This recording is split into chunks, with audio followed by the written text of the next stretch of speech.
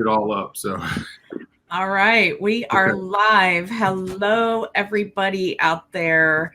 Hopefully, we have some people listening this morning, and we can get you guys listening on YouTube. Try to have Gary. I don't see you live.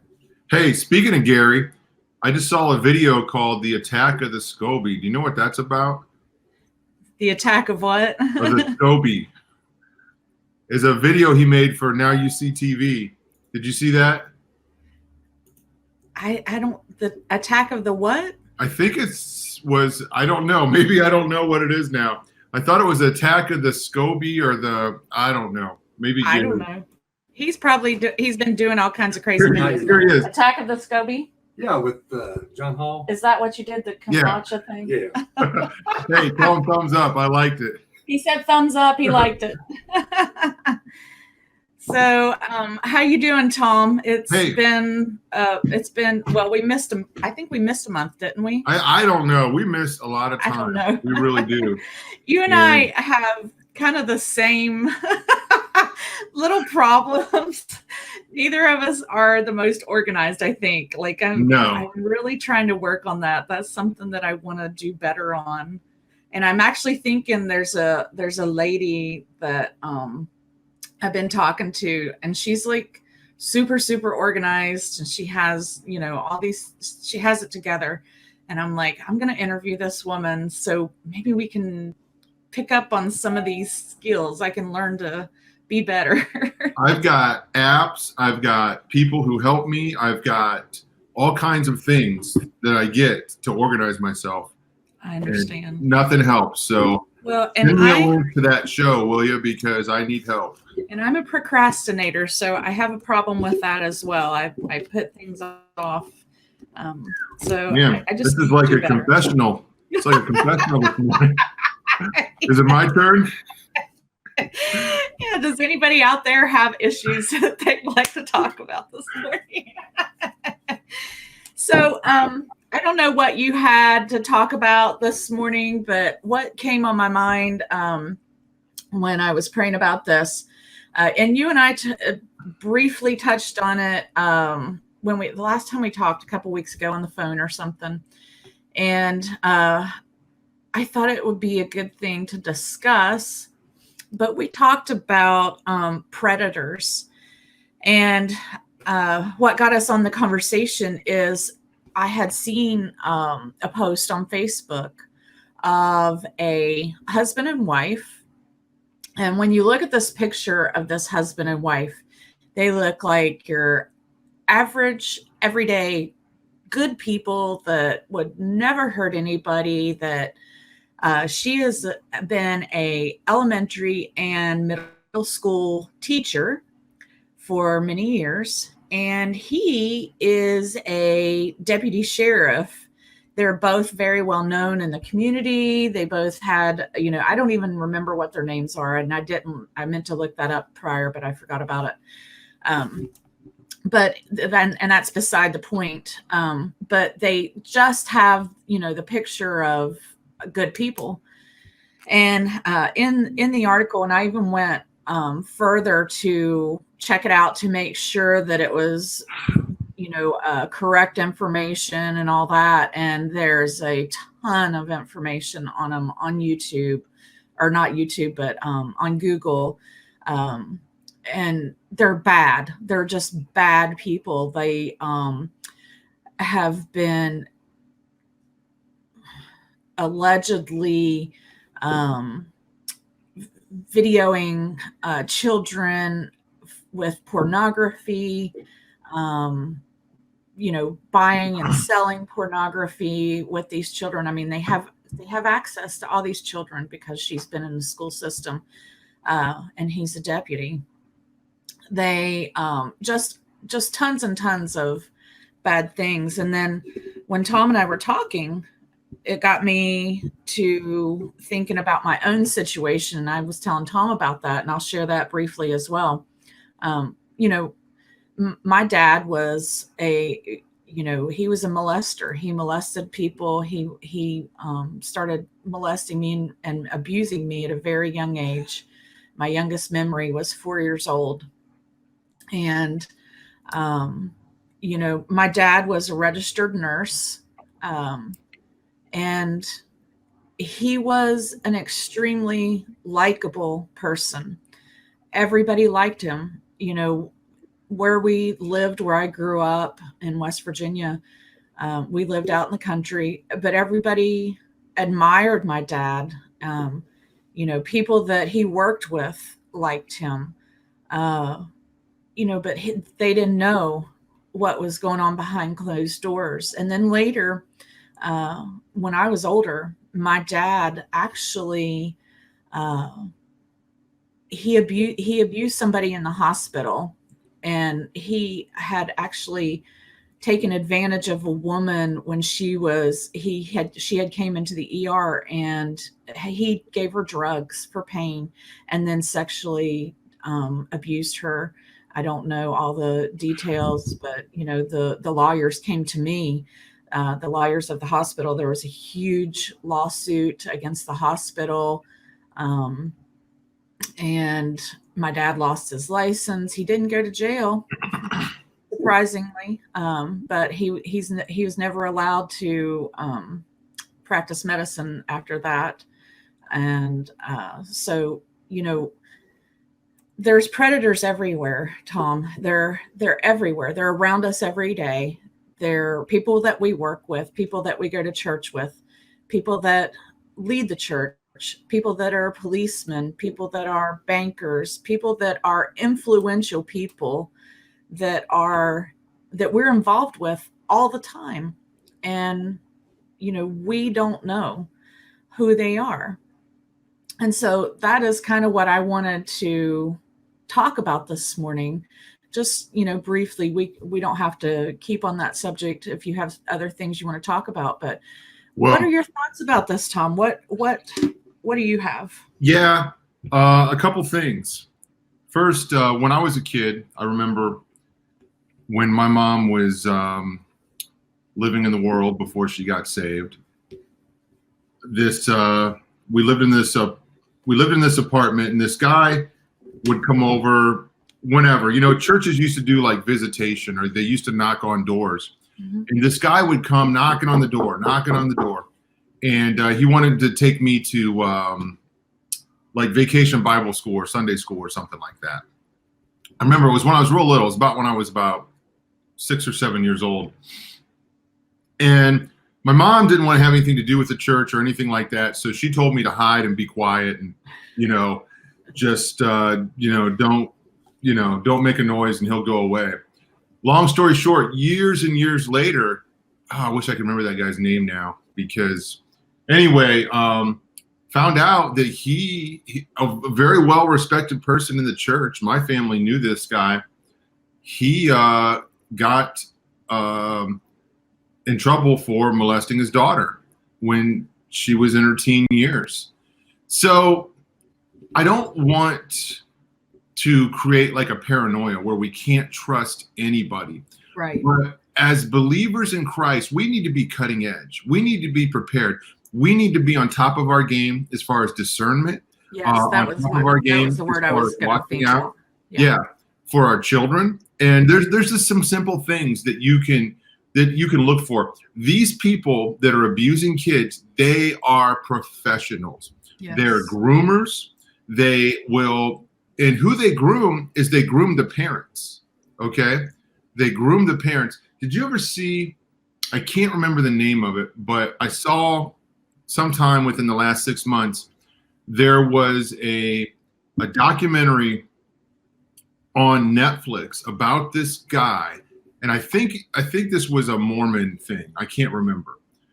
But this guy groomed this girl's parents and kidnapped her twice. Yeah, I remember hearing something about that. Kidnapped, or maybe I just saw the I was sitting there with my jaw hitting the floor. Kidnap somebody twice? Yeah, and he got away with it both times. And I'm just like, me, my head is on a swivel. You know what I'm saying? I took a vacation a few months ago, and we were driving out west, and we drove from Ohio to Springfield, Missouri, far as we could make it. Checked into the first hotel that we saw. My daughter, my 14-year-old, was helping unload the van and go up to the room. And as I was going back down, there was this creepy old dude saying, "Hey, there's a girl over there," and blah, blah, blah. I knew he was talking about my daughter. I stopped what I was doing. I took her, and she was just hanging out on the balcony, and she was in summer attire, nothing, nothing crazy. And I put her back in the room, and I got everybody in the room. I locked the door. I unloaded the rest of the van myself. I went to the hotel. The lady at the hotel, and I said, "Hey, this is what's going on." And this guy's out there. They actually had security at that hotel. I didn't know. It was a nice area. And I went looking for that guy. So after I got, just to make sure, that we could sleep in peace. Right. So we have to be cutting edge. Yeah. The people out there don't have a clue. All of the devices and all the tools that these predators use to get to our children. They are masters at using apps, video games, just social media, or anything. And I don't want to say we can't trust people, but when it comes to our kids, we have to be careful. We have no clue what the other 25 people sitting next to our children have been through. Okay. If somebody's going to get abused, it's going to happen in their home, most likely. Cautious as serpents and innocent as doves. Yes. And that's really the way we need to be. And, I think someone like me that has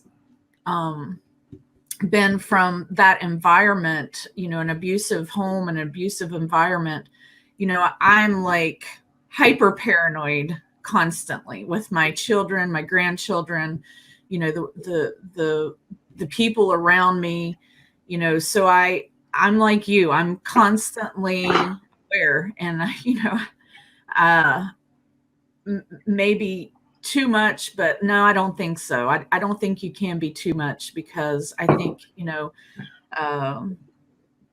there is a lot out there and it's getting worse, because now they're stalking children in Walmart. You take your kids to Walmart or to a department store somewhere, and if your kid is, we used to do this when we were kids, run under the clothing racks and just run through and hide, hide in the middle of a clothing rack and stuff like that. And mom just, she's shopping, but it was a different time when I was a kid, and you can't do that anymore. You have to keep your kids where you can see them at all times.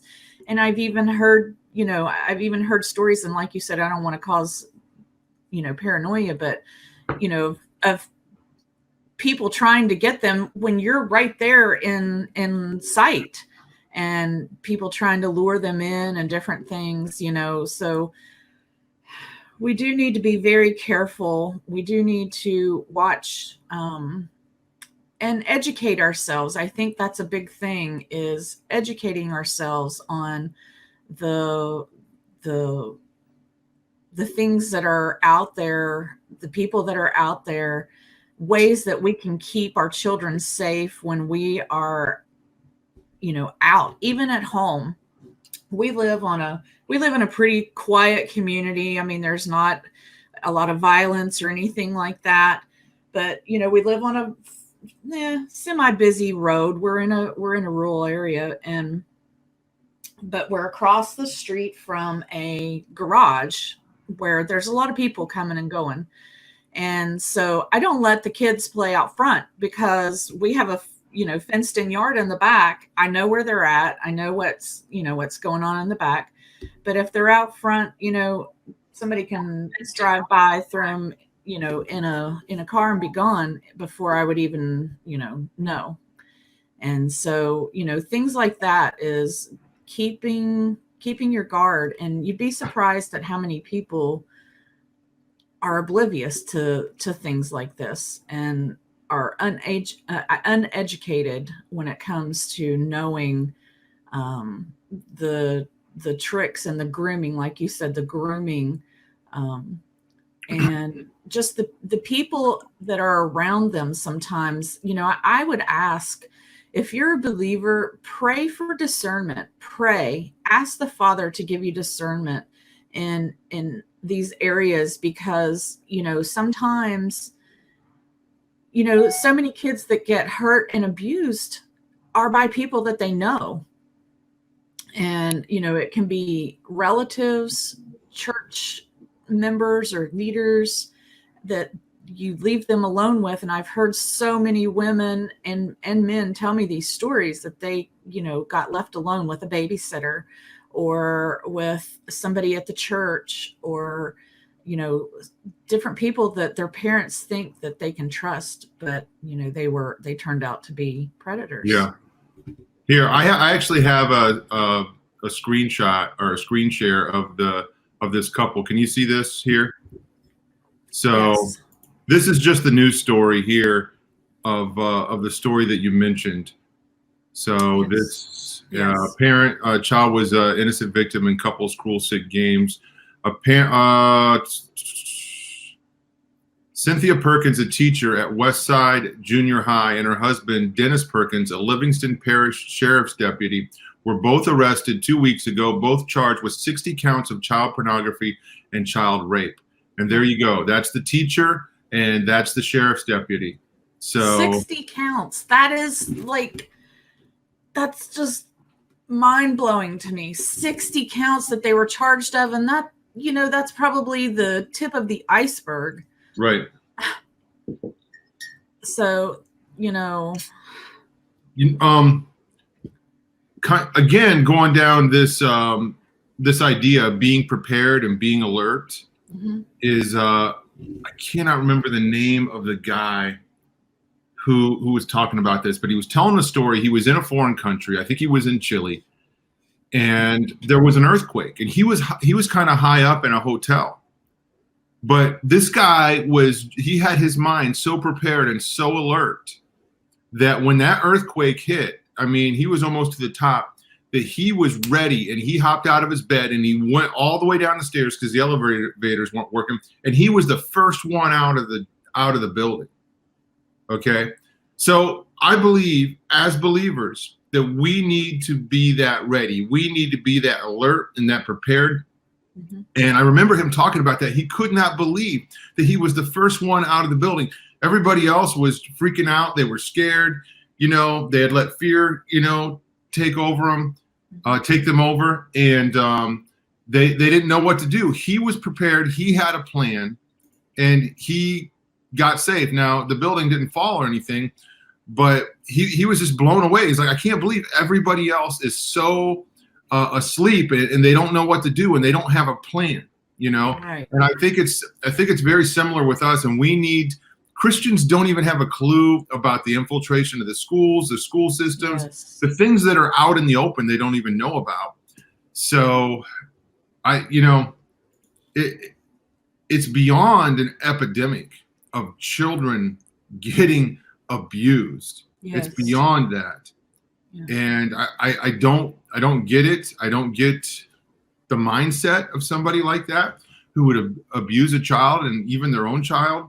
But it's going on, and the line from the movie Taken, where the father, Liam Neeson's character, is talking to the daughter, and the daughter says, "My mom says that your job makes you paranoid," and he says, "My job makes me alert and aware of the truth that's going on, of reality." Okay, Right. So, and maybe people like you and I who study this stuff, maybe we are more alert. I don't think we're paranoid, and call me whatever you want. This is a good Call me thing, any name is you just want.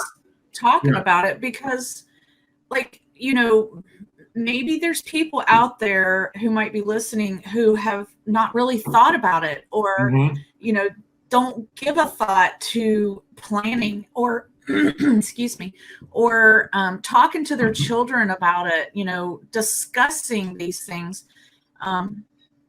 because some people think, well, if I have this conversation with my child, then it's just going to scare them. Well, maybe so, but I would rather my child be scared and paranoid than for the unthinkable to happen to them. So, Yeah. I'm part of the generation that grew up watching and learning about Adam Walsh, who was taken out of a Sears store in broad daylight. Yes. And I mean, that show had an effect on me when I was a kid. Mm-hmm. And I grew up just thinking, not fear for myself, but fear for, my own kids that I would have one day. And it's a real thing. It's a real threat out there. And there are many people, and I tell my daughter this all the time, there are many people who are predators who will never get the chance to act out their fantasy. Mm-hmm. And they'll just go their whole life, and an opportunity never pops up in front of them where they can take advantage or they can find prey. Okay. But there are people who are, so to speak, minding their own business, and then an opportunity pops up right in front of them, and they were a predator. They didn't even know they were a predator. And then they take advantage of the situation. They kidnap, they abuse a child, they do whatever, So I've studied, serial killers extensively. They are methodical. They're very patient. They'll, serial killers, serial rapists, child abusers, whatever.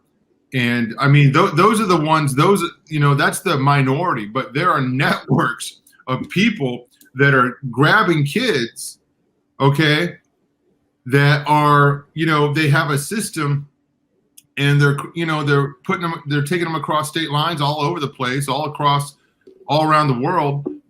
There's that danger. Then there's the danger where most people get abuses in their own family. So right.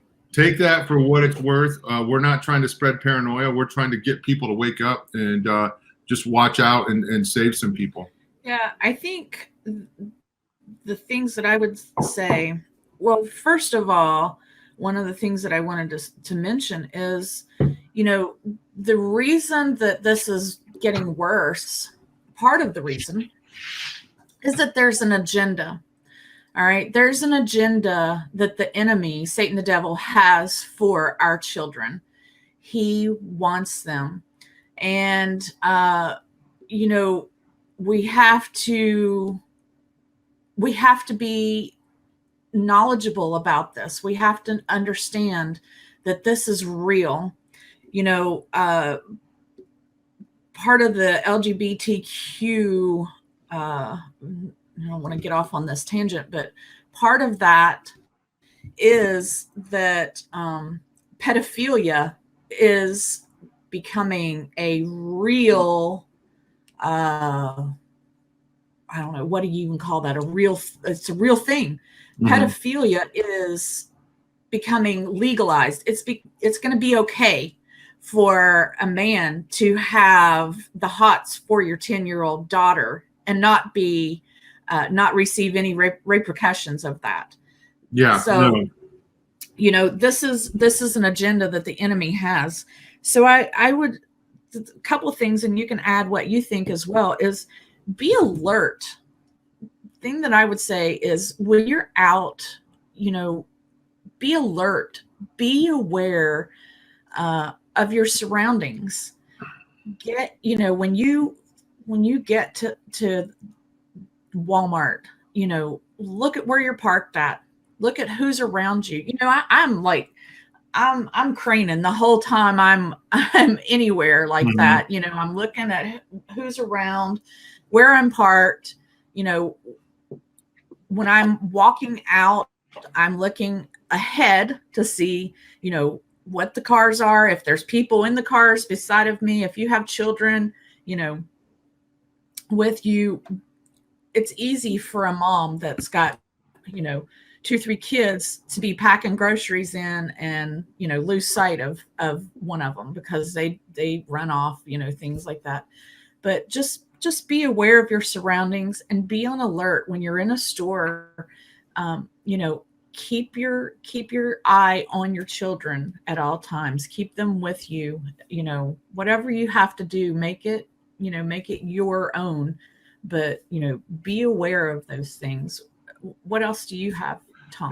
Colossians 4:2 says, devote yourselves to prayer, being watchful and thankful. That word watchful translates to looking out for impending danger. Okay. So just combining prayer with that, yes, and asking the Lord, hey, what's up? My two oldest boys are like 24 and 23, or 25 and 23 now. But I'm telling you what, raising those two boys as teenagers really kept my wife and I sharp on our prayer game, because they were just like, they were trouble, okay? And just trying to sneak out, and I'm sure they got away with a lot of stuff that we don't know about, but many times you don't want by to know. some kind of a weird thing, like we were able to catch them before they did something really stupid. And so I guess also I want to add to that is be very diligent on what you let your kids watch. Yeah. And where you let your kids go. I posted an article in the last couple of weeks about sleepovers. Mm-hmm. And I know the parents very well. We won't let it happen. It's not just going to be something that happens on a whim, because you just don't know. Yes. You just don't know. So, but anyway, and it may not even be a thing of they're going to get physically abused or sexually abused, but they can be exposed to something. We don't know the rules over at that house.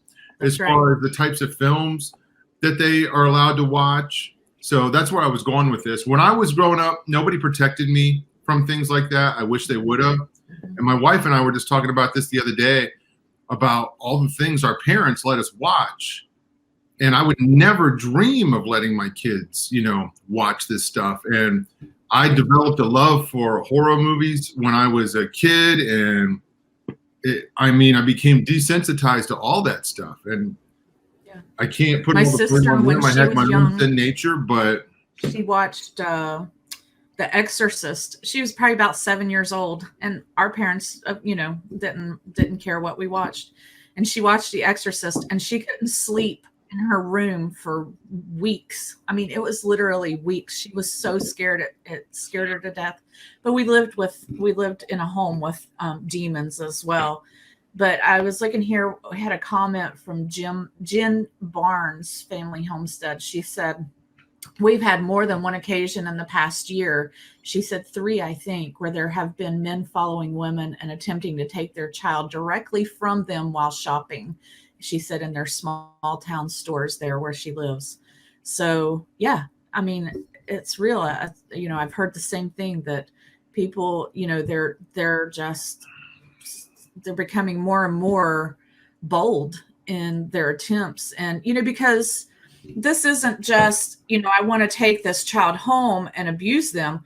This is, I get money for these children because they're being sold.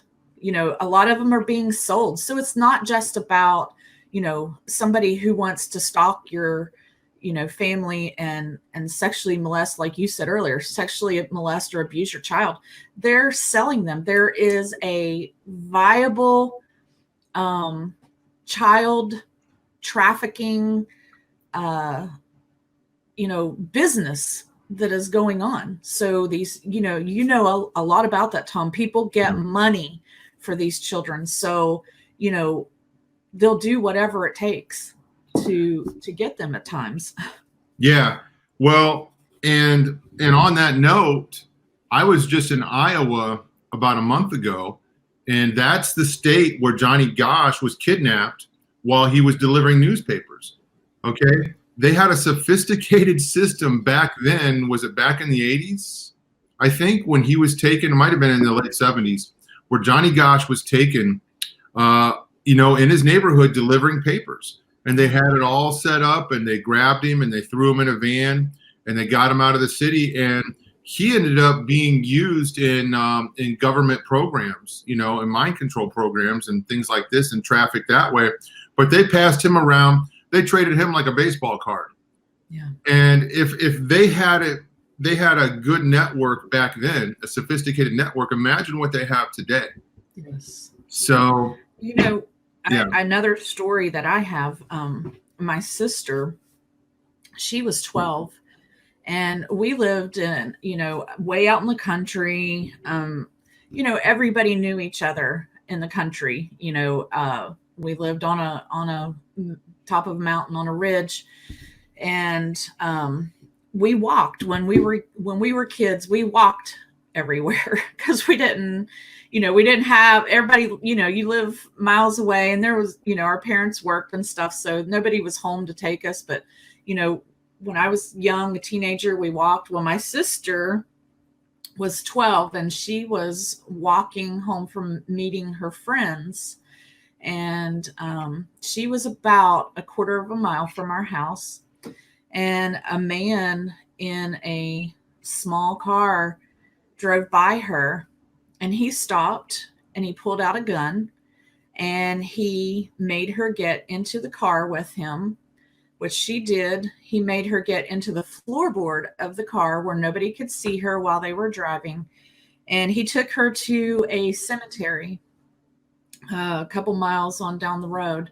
He took her to the cemetery and he had her get out of the car at the cemetery, and he sexually molested her on the ground. He didn't rape her, but he molested her, and had her get back in the car, back in the floorboard, and he took her back to the same spot and dropped her off.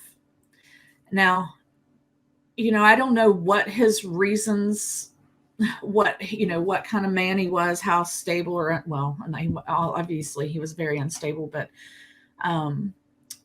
he took off and they couldn't find him. My parents, she finished walking home. She got to the house and told my parents what had happened, and they called the police, of course, and the police, started a search for him, and they couldn't find him.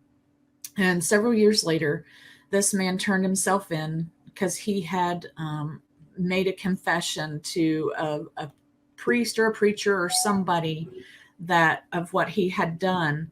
And they, talked him into going to the police, and he turned himself in.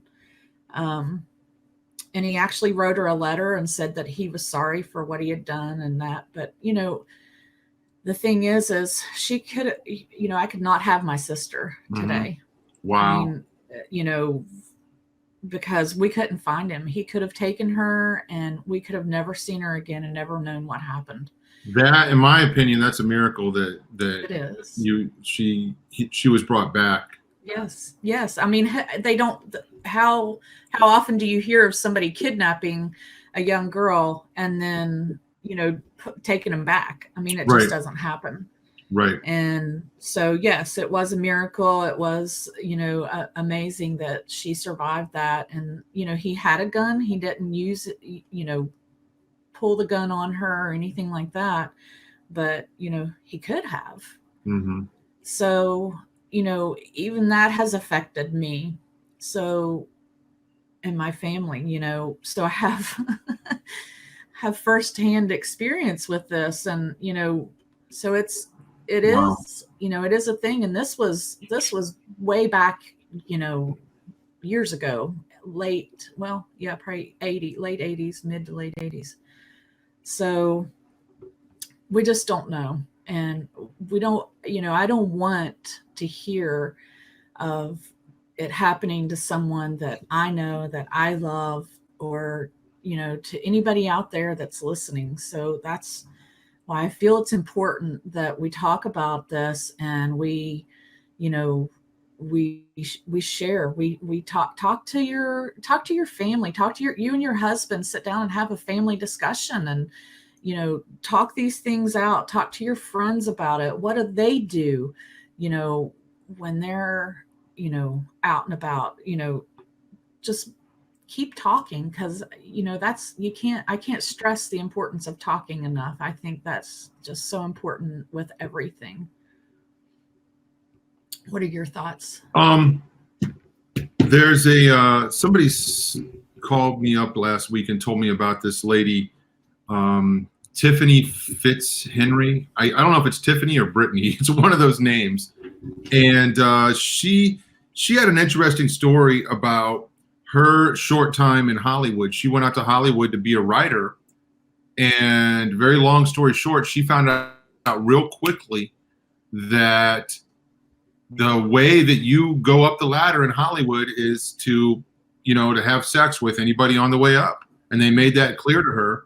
And that was constantly, just put in her face, that opportunity. Hey, you can have this opportunity, but this is how you get through this door. There's a lot of gatekeepers in Hollywood. So, and it's the way that she puts it, it's like a well-known thing, I mean, it's just the way that the system works. But on the surface, what we saw a couple years ago was the Me Too movement, where everybody is like, they're against this abuse of women. They're against this exploitation of women. No, they're not. They're not. They're against getting caught, okay? Yes, they threw Harvey Weinstein under the bus. He's guilty. He's bad. But I'm telling you, I don't like making generalized statements like this because I don't think every single person in Hollywood is this way. But everybody knows, the way that this lady put it. I can't remember if it was Fitzhenry was her last name. She has a blog out there. She tells her story and everything. She was a writer, okay, and she had opportunities to put some of her writings, and she had screenplays to go and do sitcoms and in development for TV and stuff like this.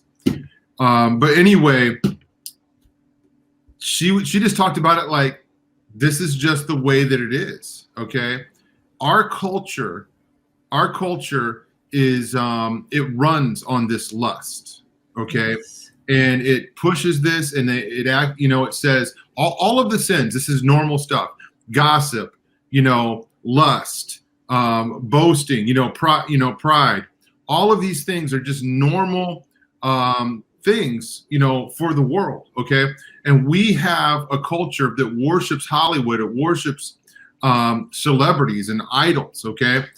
So at the core of that, where does this come from? It comes, what drives these people to do these things? Molestation. They were abused as children, and pornography fuels it.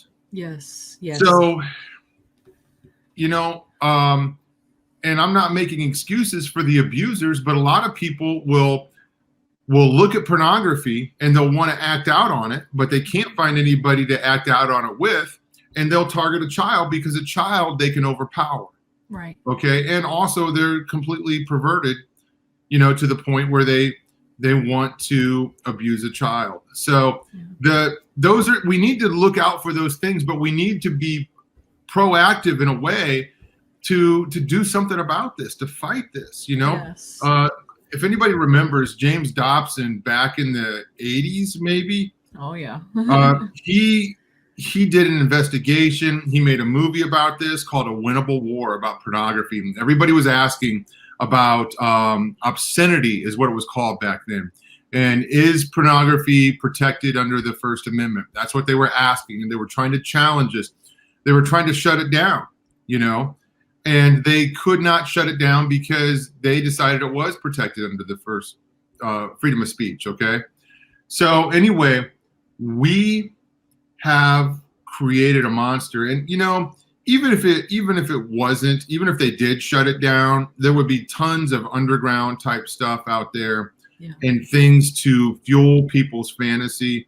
The famous quote by Ted Bundy, "Pornography fueled my fantasy," and it played a big part in what he did. But it's obviously no excuse because there's millions of people that look at pornography that don't do what Ted Bundy did, right? Right. Yes. So, but there is that rape fantasy out there because it's portrayed, in the pornography that this is the victims like the abuse. Yes. So there's a bigger problem there, and Christians are the only ones that have the answer. Freedom in Christ, breaking strongholds, breaking the stronghold of lust, okay? Yes. Healing from abuse, okay? And just the abusers, the predators, turning their lives over to God. Yes. So I could have been a predator just as much as anybody else. I was exposed to pornography when I was 4 years old. Yes. Okay. Me I too. saw it. I didn't understand it. I was a child. I wasn't aroused by it, but I was curious about it. I was intrigued by it. And when I saw an opportunity to look at it, I knew it was wrong. So the sin nature in me, pushed me to do the wrong thing. So starting at 4 years old, then, it went up, and it's back then, it's not like today, you had to go looking for it. Right. Right. Now it comes aggressively after everywhere. you. Yes. Yeah. Yes. So anyway, and it could have been me. It could have been me that ended up done one of these horrific things. I think of the show To Catch a Predator with I can't remember that guy's name, but he would always bust these guys who they would chat with what they thought was a young girl. Yes. And then they would have a meetup at a house, and he had a camera crew there, and they would bust these people, but they never talked about what was the fuel, what got them to where they're at. And nobody in Hollywood wants to talk about pornography and say that's bad, right. But that's the root. Because it's accepted. Pornography is something that's accepted in our society now. It's okay to look at pornography. It's okay to masturbate. It's okay to, have premarital sex. It's okay to be homosexual. These things are okay. There is no standard for them anymore, which that's where we're wrong. There is a standard. That's God's standard. And if we don't adhere to that, even as Christians, I'm telling you, Christians, we've got to start stepping up our game. We've got to start, moving away from these things. And, I'm just like you, Tom. I've been guilty of the same things in my life. I was addicted to pornography. I was addicted to masturbation. I was just telling a friend of mine the other day how the Father took those things away from me 100%. I have no desire anymore. So I know that it's real. I know that He can do that. And I was a Christian at the time that was still doing that. So, let's get our brothers and sisters in line, and then we can start helping others to do the same thing. Let's pray about it. If you have a problem, we're getting short on time, but if you have a problem, we can pray about it. You can pray about it. You can ask the Father to help you to take this away, and He will. I know He will. I've seen it happen in my own life. Tom has as well. So, there is a way out. There is an answer to all of this. And that is, just like Tom said, turning to Jesus Christ as our Savior and, following the laws and the commands that He tells us to,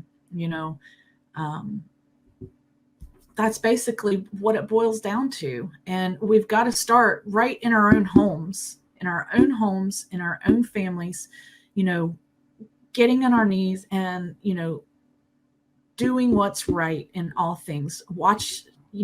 Being cautious of what we watch on television. I was telling Gary last night, I was convicted by something that we were watching.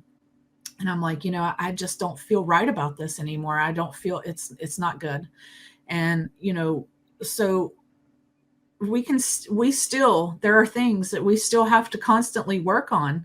And, none of us are exempt. The enemy wants to do everything he can to try to keep us drawn in, to keep pulling us in, and we have to be constantly battling, and the way we do that is through prayer and allowing Him to help us. Give it to Him, turn it over to Him, and He will help us through that.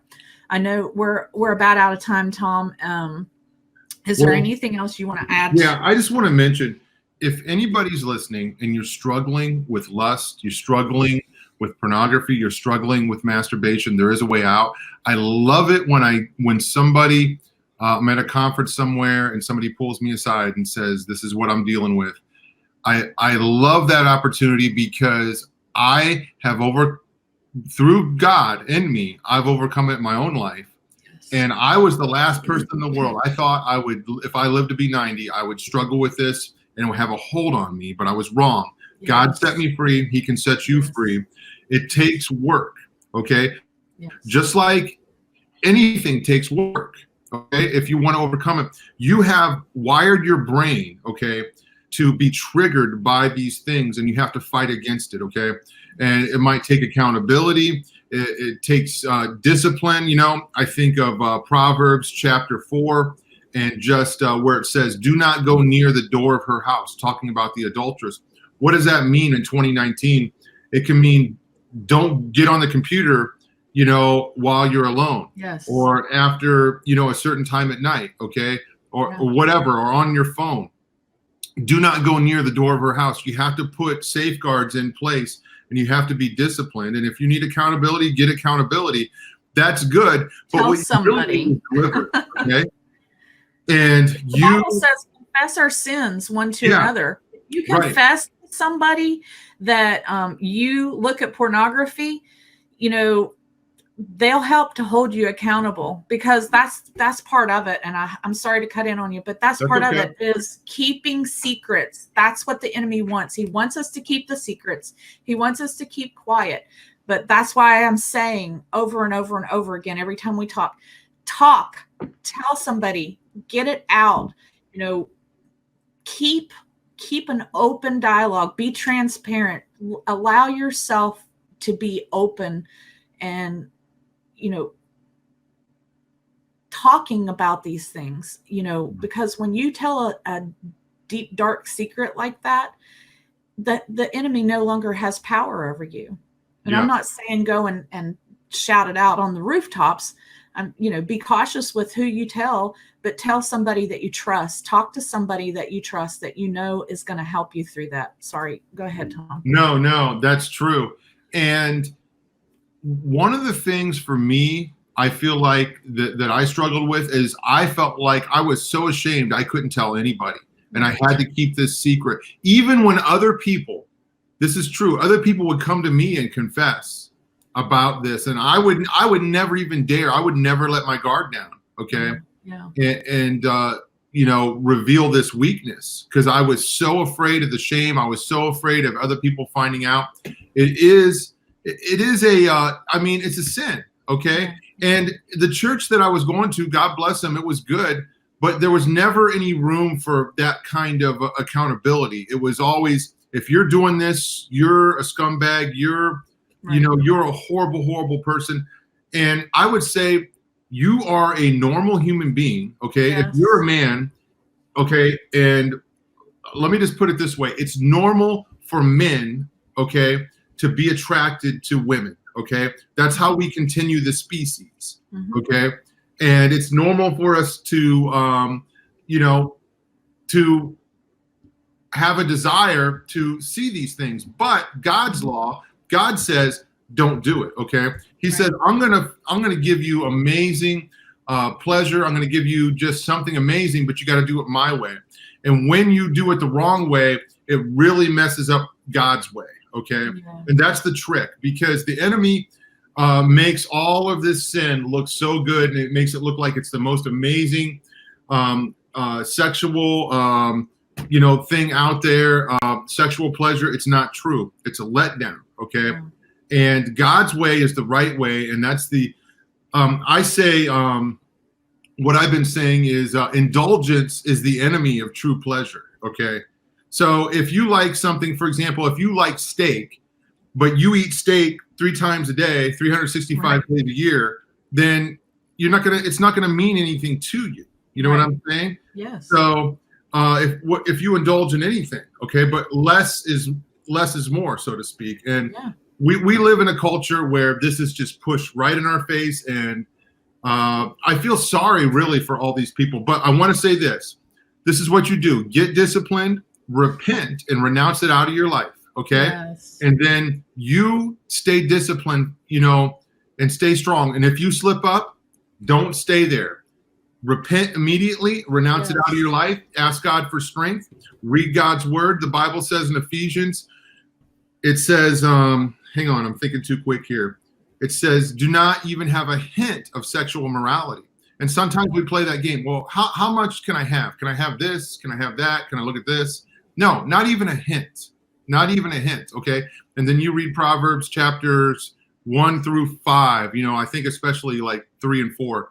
And stand on God's word, and that will help you overcome this. And it may not happen in a week or a month, even a year, but you have to fight against it. And if you start now, you're going to be in a better spot in a year than you've ever been. Yes. So Absolutely. anyway. I 100% agree. I love it. Yeah, this is good. This is a good conversation this morning. I appreciate it. And I feel like, it's something that we needed to talk about, for sure, because it doesn't get talked about a whole lot. And,